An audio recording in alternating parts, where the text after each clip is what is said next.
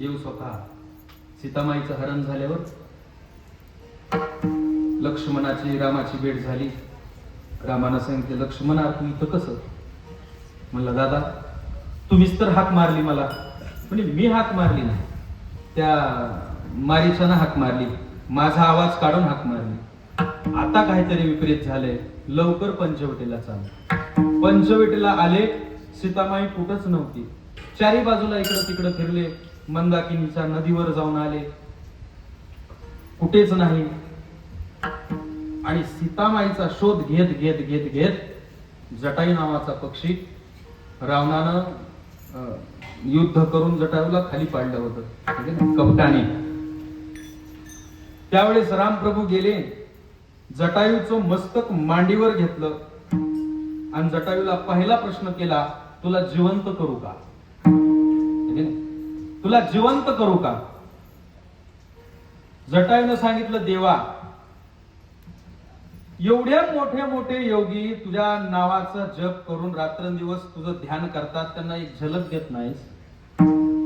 आणि जगाचा करता धरता मालक आज माझं मस्तक मांडीवर घेतलंय आणि त्याच्या मांडीवर मला मरायला मिळायला लागलंय. जीवन जगून काय करू आता? एवढा प्रसंग कुणाला येणार आहे? जगाच्या मालकाच्या मांडीवर जर मला मरायला भेटतंय, मराय तर रोज लागलेत, मराय तर रोज लागले. पण एखाद्या चांगल्या सप्ताहामध्ये, एखाद्या चांगल्या कार्यामध्ये, टाळ मृदंगाच्या गजरामध्ये मरणारे मोजकेच आहे. तसं जटायूनं सांगितलं, देवा मरायला तर खूप मरायला लागले, रोज मरतील, पण देवाच्या मांडीवर मस्तक ठेवून मरण्याचं सौभाग्य कुठंतरी जगात एकट्याला लाभलं असेल.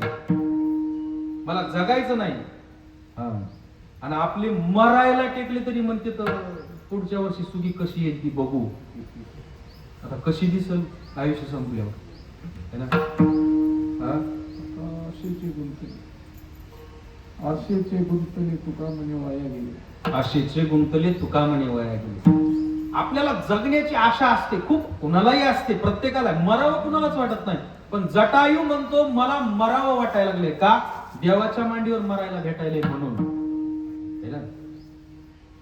इतना तो करना स्वामी जब प्राण तन से निकले, गोविंद नाम लेकर तब प्राण तन से निकले. जेव्हा एवढं कर, ज्यावेळेस माझा मृत्यू जवळ येईल, मृत्यू ज्यावेळेस माझा समीप येईल, त्यावेळेस मला तुझा चेहरा, तुझं स्वरूप किंवा तू माझ्या समोर असावं.